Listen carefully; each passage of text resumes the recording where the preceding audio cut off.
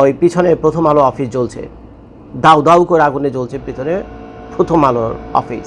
তো আপনারা তো কী বলে, আপনাদের কি উৎসাহ উদ্দীপনা দেখেন, ওই যে ভিডিওতে দেখা যাচ্ছে কি উত্তেজনা উৎসাহ উদ্দীপনা, যে পুরো বিরাট একটা সুন্নতের কাজ করছেন আপনারা, বিরাট একটা সুন্নতের কাজ করছেন। এখন এই ভদ্রলোকে জেগে যদি জিজ্ঞেস করি, ভাই তুই যে পুরাইলি এটার ভিতরে তো মানুষ থাকতে পারে, সে বলবো হ মানুষ থাকতে পারে। তো মানুষ থাকলে তুই যে বাইরে থেকে আগুন দিচ্ছিস, দুজন তো ভিতরে মরতেও পারে। উত্তর বলবো হ মরতে পারে। তো কি তখন সে বলবো যে না আমি তার কিছু জানি না, বাট পুরানো দরকার আমি পুড়ছি। কে মরলো কে বাঁচলো এটা আমার জানার বিষয় না বা দেখার বিষয় না। যদি সে ভাবতোই তাহলে তো সে আগুন দিত না। দ্বিতীয় প্রশ্ন যদি তারে করেন, আচ্ছা এটা কি ভারতের প্রপার্টি নাকি বাংলাদেশের প্রপার্টি, উত্তরে বলবে এই প্রথম আলো তো ভারতের তাবেদার করে, এই করে সে করে। আচ্ছা ঠিক আছে ভারতের তাবেদার করে, এটার অন্য সমাধান আছে। কিন্তু তুই যে আগুনে পুরাইলি, এই যে এক একটা জানালার গ্লাসের দাম যে 10,000 20,000 50,000 টাকা করে, যে দরজাটা তোরা ভাঙছিস কয়েক লক্ষ থেকে কয়েক কোটি টাকা এটার দাম, যে বিল্ডিংটা তোরা পুরাইছিস বর্তমানে 100 কোটি টাকার উপরে তার ভ্যালু, এই যে পুরাইলি এগুলো কার সম্পত্তি? এগুলো ভারত থেকে এনে বানাইছে নাকি বাংলাদেশের কষ্টার্জিত বৈদেশিক ডলার, যেটা ফরেন কারেন্সি বলে, এইটা দিয়ে জাপান, তারপরে China, Taiwan, Thailand, America, Europe বিভিন্ন দেশ থেকে এগুলো আইনা তারপরে সেগুলো বানাইছে। যে ব্যাটা এগুলো যারা এগুলো ভাঙতে গেছে, যে শৃঙ্খল লোকজন এগুলো ভাঙতে গেছে, তাদের কোনো মানে সেই ক্রেডেনশিয়ালই নাই, বুঝছেন, তাদের সেই যোগ্যতা নেই সেই প্রথম আলো বা ডেইলি স্টারের চেয়ারে গিয়ে বসার মতো। তো তাদেরকে আমি দেখলাম সেই ডেইলি স্টার প্রথম আলো গিয়ে ভেঙে আসছেন, এবং আপনারা ভারতের আধিপত্য গিয়ে একেবারে ধূলিসাৎ করে দিয়েছে। আধিপত্য গিয়ে ধূলিসাৎ, ভারত একেবারে শেষ, ভারতকে শেষ করে দিয়েছেন। নিজের দেশের মানুষ মেয়েরা, নিজের ভাই বোনের মেয়েরা, নিজের দেশের সহায় সম্পত্তিতে আগুন ধরা দিয়ে ভারতের প্রতিশোধ চায়। বোকা চোদার। আচ্ছা, তো যাই হোক, মেইন প্রসঙ্গে আসি। সেটা হলো যে হাদি যে মারা গেল, সবচেয়ে বেশি বেনিফিট কে পাইছে? একটা জিনিস আপনারা মনে করবেন, যখন কোনো ক্রাইম ইনভেস্টিগেশন হয়, কোনো খুন খারাপের ঘটনা যখন ঘটে, তো প্রথম যখন পুলিশ ইনভেস্টিগেশন শুরু করে, FBI পুলিশ যখন ইনভেস্টিগেশন শুরু করে, তখন কিন্তু প্রথম টার্গেট থাকে যে এই ঘটনাটা যে ঘটছে এর পিছনে এরপরে কার সবচেয়ে বেশি সুবিধা, কে সবচেয়ে বেশি সুবিধা পাবে এই ঘটনাটার সাথে। বারবার খুন খারাপি উচ্চারণ করলে, বুঝছেন, ভিডিওতে কমিউনিটি গাইডলাইন কে দেবো, এই জন্য বলছিলাম এই ঘটনার কে সবচেয়ে বেশি সুবিধা পাবে। তো উত্তর হলো, এখন যদি এই মুহূর্তে বর্তমান পরিস্থিতি চিন্তা করেন, যে এই হাদির মৃত্যুর পরপর যে দলটি বা যারা সবচেয়ে বেশি সুবিধা পায় সেটা হলো এনসিপি নামক দলটা, জুলাই যোদ্ধাদের সেই মব সৃষ্টিকারী কিছু অংশ, প্লাস আশেপাশে আরও অনেক মানুষ আছে যারা কিনা একেবারে কী বলে জিবলা বাইর করে ওয়েট করতেছে কতক্ষণে ঘটনা ঘটাইবো, কতক্ষণে ঘটনা ঘটবে, কতক্ষণে তারা ওই পার্লামেন্টে যাবে, কতক্ষণে তারা সংসদ হবে, কতক্ষণে তারা পয়সা করে লুটপাট করবে, অস্থির হয়ে গেছে এই চিন্তায়। তো যার ফলে এই হাদিকে বলির পাঠা হইতে হলো। কারণ হাদির জায়গায় আপনি চিন্তা করেন, যেদিন হাদি মারা গেছে সেদিনও বাংলাদেশের পত্রপত্রিকা আরও 5-7 জন লোক মারা গেছে। যেদিন হাদি মারা গেছে মৃত্যুর সংবাদ বাংলাদেশে আসে, আরও 5-7 জন বাংলাদেশে মারা গেছে, কিন্তু তাদের কোনো নিউজ হেডলাইনে আসেনি। কারো কোনো নিউজ হেডলাইনে আসছে? উত্তর হলো নৌ, তাদের হেডলাইনে আসেনি, কিন্তু হাদিসটা তো হেডলাইনে আসছে। এর কারণ হলো হাদিকে যদি মারে তাহলে সারা বাংলাদেশের মানুষের অ্যাটেনশন পাবে। হাদিকে যদি কেউ মারতে পারে তাহলে সারা বাংলাদেশের মানুষ অ্যাটেনশন পাবে। আর সারা বাংলাদেশের মানুষের অ্যাটেনশন পাওয়া মানে এই জুলাই আগস্টের যে চেতনা বা যে থিম, সেই থিমটাকে কি করা, আরেকটু এসকেলেট করা, আরেকটু এসকেলেট, এটি তো ছিল তাদের টার্গেট। যাতে ওইটা যদি জুলাই, গত বছরের জুলাইয়ের ওই থিমটাকে যদি এসকেলেট করা যায়, তাহলে ফেব্রুয়ারি মাসে যে ইলেকশন আসলে তারা তো 100তে 100, বুঝছেন, পাবলিকের ভালোবাসা, পাবলিকের সিম্প্যাথি, পাবলিকের সাপোর্ট দিয়ে তারা পার্লামেন্টে যেতে পারবে। তো তারা মরিয়া হয়ে উঠছে। খোদা না করুক আমার কথাগুলো সত্যি হয়। তো এখন বলির পাঠা হয়েছে কে? বলির পাঠা তো হয়েছে হাদি। খেয়াল করে দেখেন আপনারা, কারা বেশি লাভবান হয়েছে। এখন হাদি তো মরে গেছে, হাদি মরে যাওয়ার আগে থাকতেই কিন্তু এই যে ছায়ানট, ঠিক আছে, হাদি মরে যাওয়ার আগেই কিন্তু এই ছায়ানট, তারপরে আরও সাংস্কৃতিক যে অঙ্গ সংগঠনগুলো রয়েছে, প্লাস এই প্রথম আলো ডেইলি স্টার ভাঙার জন্য আরও 6 মাস আগে থাকতেই কিন্তু আমরা এই সোশ্যাল মিডিয়াতে দেখছি। ওদিকে ইলিয়াস ভাইয়া বইয়া এগুলো বলতেছে যে ভেঙে আলাও, উড়ে গেলাও, ঘুরে ফেলাও, এটা বলো ভারতের বলে আখড়া। আরে বেটা, এটা যদি ভারতের আখড়া হয় আমার বুঝায়, ভারতের আখড়া নষ্ট করা দরকার কি? একজন ভারতের লোকেরা লাড়িতে পিড়েলি তো ঝামেলা শেষ হয়ে যায়। বুঝলাম ওইটা প্রথম আলো ডেইলি স্টার হলো আখড়া। আর এই আখড়া মারতে গেলে তো আমার ভাই বোনই তো ওই আখড়ার ভিতরে বসে রয়েছে। আমার দেশের পয়সা দিয়ে ডলার দিয়েই তো এই আখড়া বানাইছে। তো এটা পুরাইলেও আমারও যায়, আর মারলেও আমার ভাই মারা পড়ে। এটা কোন ধরনের মূর্খতা হইল রে ভাই? এখন ইলিয়াস ভাই বলছে এরা একটা আখড়া, ডেইলি স্টার, প্রথম আলো হলো আখড়া, আর এই পিনাকিও তো একই কথা বলছে। তো ভালো কথা, তাদের কথা মেনে নিলাম। তো পিনাকি আর ইলিয়াস দা যদি একটু কষ্ট করে বলতো যে ভাই তোমরা এক কাজ করো, তোমরা দলে দলে করে যশোর বর্ডারে চলে যাও, হালুয়াঘাট বর্ডারে চলে যাও, যশোরের বেনাপোল বর্ডারে চলে যাও, ওইখানে আরও বিএসএফ এর বহুত লোকজন ওয়েট করতেছে, বুঝছো, চলো আমরা গিয়ে সেখানে লাঠি শটা নিয়ে 2-4 ধরে লই, তাইলে তো ভাই যুক্তিসঙ্গত কথা। কারণ আপনি তো ভারতের বিরুদ্ধে প্রতিশোধ দিতেছেন, ভারতের আগ্রাসনের বিরুদ্ধে প্রতিশোধ নিতেছেন। এখন এগুলো করে যত অ্যাটেনশন পাইছেন, ভারতের বিএসএফ যদি দৈরা বাইন্দা আইনা 2টা কিল ঘুষি দিতে পারতেন, তাহলে তো অ্যাটেনশন আরো 1000 গুণ বেশি পাইতেন। কিন্তু সেখান থেকে গেলেন না, আপনারা মারলেন নিজের ভাই বোনরে, মারলেন, সব ক্ষতি করলেন দেশের। তার মানে এখানে হাদিকে স্পষ্টভাবে টার্গেট করা হয়েছে। বারবার বলতেছে খোদা না করুক আমার কথা সত্যি হয়, এই হাদিকে কুরবানি দেওয়া হয়েছে। এখন খেয়াল করেন, হাদিকে কুরবানি দেওয়ার পর কি হয়েছে? প্রথম আলো, ডেইলি স্টার তো গায়া, বাংলাদেশে ধরো 100 থেকে 200 নিউজ পেপার্স, প্রিন্ট মিডিয়া এবং ইলেকট্রনিক্স মিডিয়া আছে। আজকে যে ঘটনা প্রথম আলো, ডেইলি স্টারের উপর ঘটেছে, সেই ঘটনার দেখা বাংলাদেশের কোনো পত্রপত্রিকা আছে যে আপনাদের জনগণের পক্ষে কোনো কথা বলবে, বাংলাদেশ অন্যের বিরুদ্ধে কোনো কথা বলবে?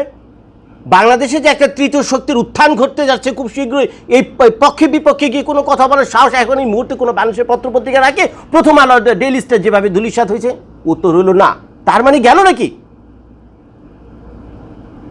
তার মানে গেল কোথায় পাবেন আপনারা নিউজ? কোথায় কি কাহিনী?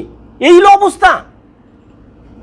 আরে ভাই, বাংলাদেশের 54 বছর ইতিহাসে বাংলাদেশে কোনো পত্রপত্রিকা এভাবে জ্বালিয়ে দেওয়া হয়নি। শেখ হাসিনার আমল তো নাই, খালেদা জিয়ার আমলও ছিল, জিয়াউর রহমানের আমলও ছিল, বিএনপির আমলও ছিল। প্লিজ আপনারা ভিডিওটা নিচে কমেন্ট করে জানেন কোন পত্রিকার অফিস এভাবে আগুনে পুরে মাটির সাথে শেষ করে ফেলছে? তো তাদেরও তো শত্রু ছিল, পক্ষ বিপক্ষ ছিল, কোনোদিন তারা এগুলো করেনি। কিন্তু বাংলাদেশে এখন এগুলো হচ্ছে। তো বাংলাদেশে প্রথম যে বলির পাঠা, এটা একটা না, এক এক করে বলির পাঠা আসতে লিস্টে ধরে ধরে আসবে। প্রথম বলির পাঠা করা হলো হাদিকে। তো হাদির মৃত্যুর এই উন্মাদনাকে সৃষ্টি করে অল্প কিছু লোককে পয়সা দিয়ে রাস্তায় নামায় দিয়ে এই সন্ত্রাসী কার্যক্রম করতে দেওয়া হয়েছে। পুলিশ সেনাবাহিনী ওইখানে খাড়া খাড়া পাশা চুলকাইতেছে, নিজের চোখে দেখা আমার। পুলিশ সেনাবাহিনী পাশা চুলকাইতেছে সামনে খাড়া খাড়া, ওদিকে প্রথম আলো, ডেইলি স্টার পড়তেছে, ভিতরে সাংবাদিকরা একটা পড়ছে, তারা মারাও যেতে পারতো, উদ্ধার করতে যায়নি। এগুলো তো ইতিহাস হয়ে গেলো বাংলাদেশে। বুঝেন এগুলো কিসের কাহিনী? এদেরকে না করা হয়েছে উপর থেকে ফোন করে এদেরকে না করা হয়েছে যে তোমরা ওদিকে দাঁড়ায় থাকবে, 500 টাকা তোমার পাঠাইছে, এটি তোমার কাজ, ওইখানে খারাপ থেকে দাঁড়ায় থাকবা, যতক্ষণ তোমরা পুইরা শেষ হয় ততক্ষণ পর্যন্ত ওখান থেকে নড়বা না, বরঞ্চ তোমরা পাহাড়ে দিবা। তো যার ফলে পুলিশ সেনাবাহিনীর সামনে এই উশৃঙ্খল অল্প কিছু পোলাপান, এটা তো সন্ত্রাসী। আমার বিশ্বাস হয় না এটা জুলাই যোদ্ধারা, আমার বিশ্বাস হয় না এটা এনসিপি পোলাপান, আমার বিশ্বাস হয় না এটা ঢাকা বিশ্ববিদ্যালয় বা কোনো মাদ্রাসার পোলাপান। এগুলো কিছু সন্ত্রাসী বিভিন্ন জায়গা থেকে পয়সা ঘুরিয়ে আইনা তারপরে এই কাহিনীটা ঘটাইছেন। এবং এগুলো ঘটানোর প্রধান অর্থ হইল বাংলাদেশের বর্তমানে যে পরিস্থিতি আছে সেটাকে উত্তপ্ত করা। আর যেটা উত্তপ্ত করতে পারে কে বা কারা এখানে লাভবান হয়ে যাবে, কে বা কারা এটাকে লাভবান হবে। এখন এনসিপি তো ফালাইতেছে ফাওয়ের উপরে, মনে করছে আর হাদি মরছে, আমরা এক কাজ করি, জুলাই সেন্টিমেন্টকে আমরা নিয়ে আসি। আমরা জুলাই সেন্টিমেন্ট, গত বছর জুলাই সেন্টিমেন্টকে আবার এটাকে এসকেলেট করি, হাদি মারা গেছে, এটাকে আমরা ফায়দা লুটি। এনসিপি তো নাচতেছে ঢোলের বাড়িতে, এনসিপির মাথায় কি এটা আছে? আরে বেটা, তোদেরকে একের পর এক বলির পাঠা বানানো নিতেছে, এখন এনসিপির ভাই বোনেরা সাংবাদিকদের সামনে মাপ চাই করতেছে, ভাই এই প্রথম আলো, ডেইলি স্টার পড়ছে, ভাই আমরা এখানে নাই, ভাই আমরা এখানে জানি না, ভাই আমরা আরো চুইটেছি দেখে বাঁচানোর জন্য, দেখেন ভাই আমরা সাথে করে পানি লইছি ডেইলি স্টার বাঁচানোর জন্য। এইগুলো এখন তারা বলতেছে। চিন্তা করে দেখেন কোন পরিস্থিতিতে গেছে। এখন তা হাদি গেছে, এখন এক হাদি মরাতে গেছে ছায়ানট, ঠিক আছে, গেছে উদিচি, গেছে ডেইলি স্টার, গেছে প্রথম আলো, আরো যাবে। অলরেডি 10-12 জনের মৃত্যুর সংবাদ পত্রপত্রিকা চলে আসছে আজকে সকালে। এরপর এখন একটা হাদিকে বলি দিয়ে যদি যারা এগুলো করতে চাচ্ছে, বাংলাদেশ তো এখন মনে করেন এই যে ইসের তো ডিপ স্টেটের খেলা শুরু হয়ে গেছে বাংলাদেশে তো ডিপ স্টেটের খেলা শুরু হয়ে গেছে। এই যে আমাদের ইউনুস স্যার এখানে বসে রয়েছে, কেন নড়াচড়া করে না, কেন কিছু কয় না, কেন কোনো বক্তৃতা বিবৃতি নেই? সারা দেশ এখনো চলতেছে বেটা, কেন এখনো ঘরে এয়ার কন্ডিশনার রুমে ওই দেখতেছে, তার ওই বৈশা তার ওই যে মুছতেছে, তার নোবেল প্রাইজ কি একটা দিয়েছে তারে, বুঝছেন, ওইটাকে ধুলাবালি পরিষ্কার করতেছে এয়ার কন্ডিশনার ওই বেটার কোনো খোঁজ খবর নাই কেন? সেনাবাহিনীর প্রধান কিছু বলে না কেন? প্রশাসন এখানে ইনভলভ হয় না কেন? বুঝতে পারতেছেন আপনারা? এইখানে ডিপ স্টেটের খেলা চলতেছে। এই উত্তপ্ত পরিস্থিতির মাধ্যমে এমন একটা পরিবর্তন আসবে বাংলাদেশে যেটা আপনারা কল্পনাও করতে পারেনি। কিসের চ্যাটে নির্বাচন, কোনো কিসের কিচ্ছু দরকার নাই।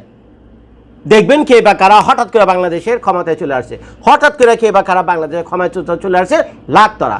এখন যদি এই হাদিকে বলি দিয়েও যদি তাদের এই ইচ্ছা পূরণ না হয়, টার্গেট না হয়, তাহলে মনে করেন নেক্সট টার্গেট পড়বে হইলো এই হাসনাত আবদুল্লাহ। আমি বলে রাখলাম যারা এই ভিডিওটা দেখছেন সকাল 11:15 বাজে ডিসেম্বর মাসের 19 তারিখ সকালে এই ভিডিওটা করা, আপনারা লেখা রাখেন next target mister Hasnat Abdullah. Yes mister Hasnat Abdullah, you are the next target.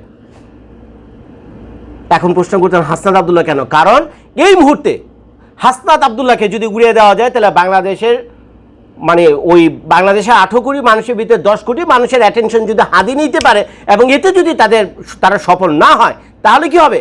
বাকি পুরো যে 8 কোটি বাদ আছে টোটাল 18 কোটি মানুষের অ্যাটেনশন আনার জন্য হাদিকে বলি দেওয়া ছাড়া কোনো উপায় নেই।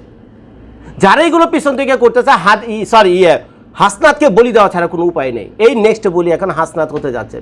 হতে পারে সে রয়ের বলি, হতে পারে অন্য কোনো গোয়েন্দা সংস্থার বলি, হতে পারে বাংলাদেশের অভ্যন্তরীণে যারা পলিটিক্স করে তাদের বলি, হতে পারে তার নিজের দলেরই বলি হবে।